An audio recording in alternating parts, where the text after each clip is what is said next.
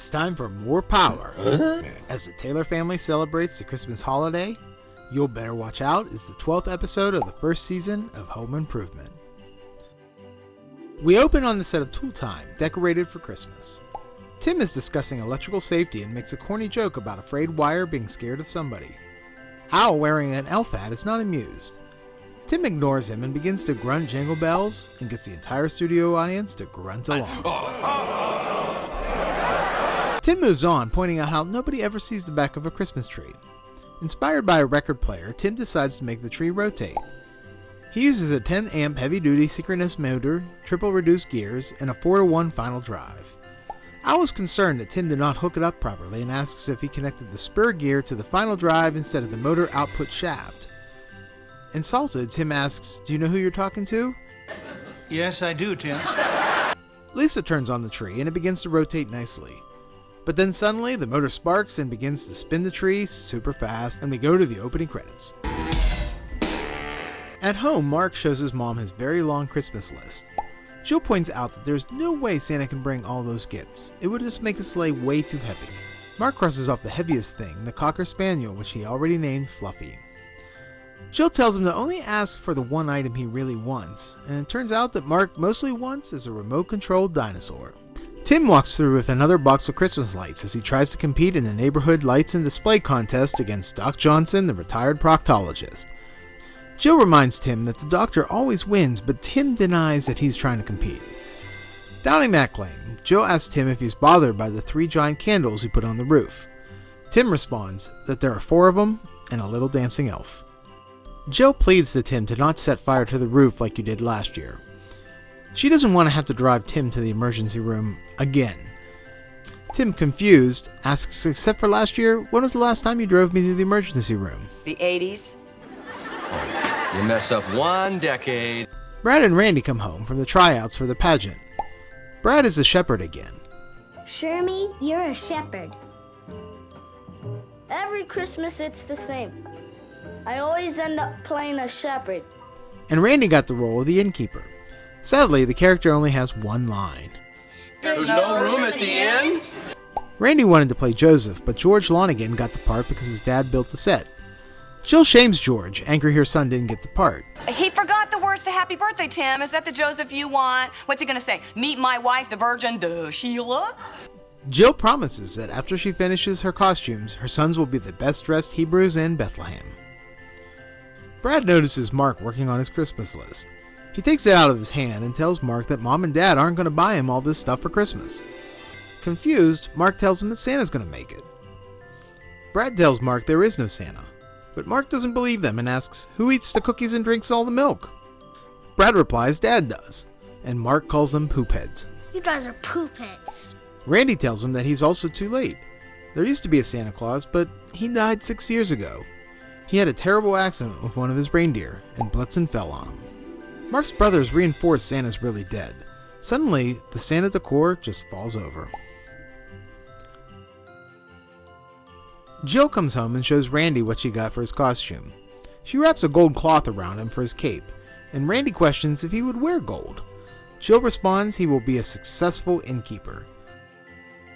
Tim asks Wilson if he can borrow the diesel engine to light up the revolving Santa on the roof. Wilson says he can't because he already loaned it to the good doctor. Tim is shocked Wilson would betray him. What? And Wilson said he asked first, and since Tim is competing with the good doctor. Tim asks why he doesn't decorate his home, and Wilson replies he decorates within. "I have a tree in my heart, a wreath in my mind, and a star in my soul." Oh, and you plug it in your belly button. Brad comes running and tells Tim Doc Johnson just put up 2 huge spotlights. Wilson says, Joyeux Noël, Tim. And to you too, Wilson. Looking through the binoculars, Tim is shocked to see that those aren't spotlights. Those are 7,000-watt Xeon Super Troopers. Tim is on the roof with Brad talking to his father from the window. He put on the outdoor Santa on a modified turntable and reminds Brad to always attach the spur gear to the final drive. Are you sure you connected the spur gear to the final drive instead of the motor output shaft? He turns on Santa and it begins to rotate, but it knocks Tim down, and when he sits up, his tongue is frozen and stuck to his hammer.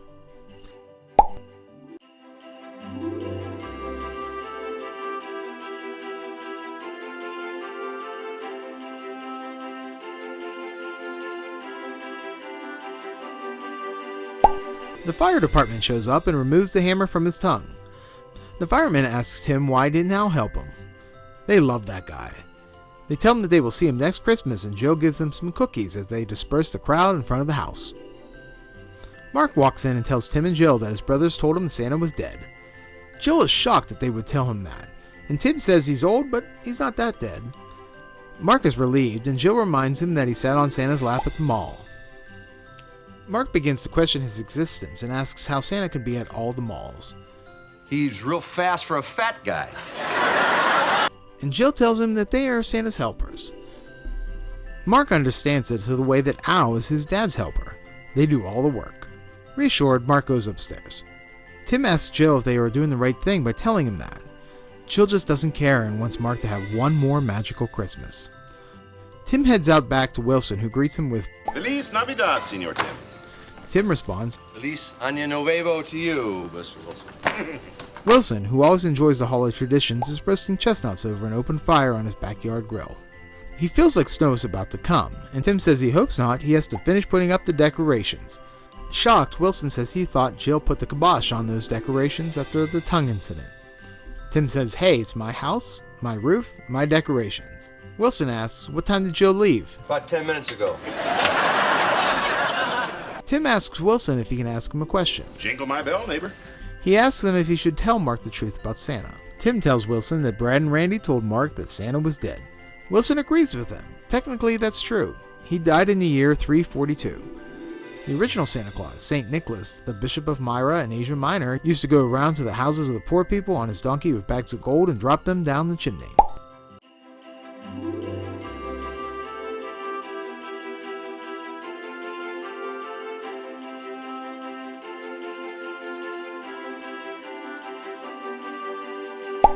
Tim confesses that hopefully Santa will show up with a remote-controlled dinosaur because the stores are sold out of them.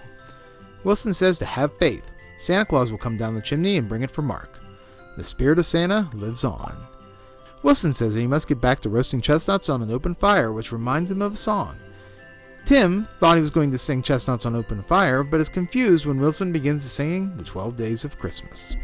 On the first day of Christmas, my true love sent to me a partridge. Jill, Brad, and Randy return from the pageant practice. Randy is no longer the innkeeper because he ad-libbed and told Mary and Joseph he doubled the price of the room and asked wise men for ID. He's now the sheep. Still concerned that Santa may not exist, Mark inquires how Santa carries the gifts for all the kids in one bag. Jill replies, Honey, he folds them. Folds them? Tim adds that Mrs. Claus sits on the bag so he can tie it shut. Jill decides it's time to tell Mark that they need to talk about Santa. Mark asks, is he dead again? And suddenly, there's a knock at the door. And Santa stops by to visit Mark, and everybody thinks it's Wilson. Santa thought Mark could use some extra spirit this year and gives him a remote-controlled dinosaur. Mark is excited and happy. The dinosaur is not even folded. Brad asks Santa if he brought something for him. Even though they don't believe, he brought them a rubber band and a button. Santa also brought Jill mistletoe, kisses her, and then tries to use it on Tim. Santa has a lot to do, so he steps out. Tim says to Jill, we have a fine neighbor. But then Jill suddenly notices that Wilson is still in his backyard and waves. Tim and Jill were confused, but not Mark, who's looking up in the sky and says he still believes. The episode ends with the family outside in the yard looking at all the decorations. Tim turns on the light and quickly shorts out. The credits roll over a shot of the family's stockings hung by the fireplace with a grunting of jingle bells. Well, that's everything Christmas in the Home Improvement episode You'll Better Watch Out. Have a suggestion for a future episode? Leave a comment below. We will see everything Christmas in our next episode featuring the Full House episode, our very first Christmas show. How much Christmas is in that episode? Click on the subscribe button to be alerted to when that episode is released if you want to find out. I'm the Christmas Aficionado, and remember, stay off the naughty list.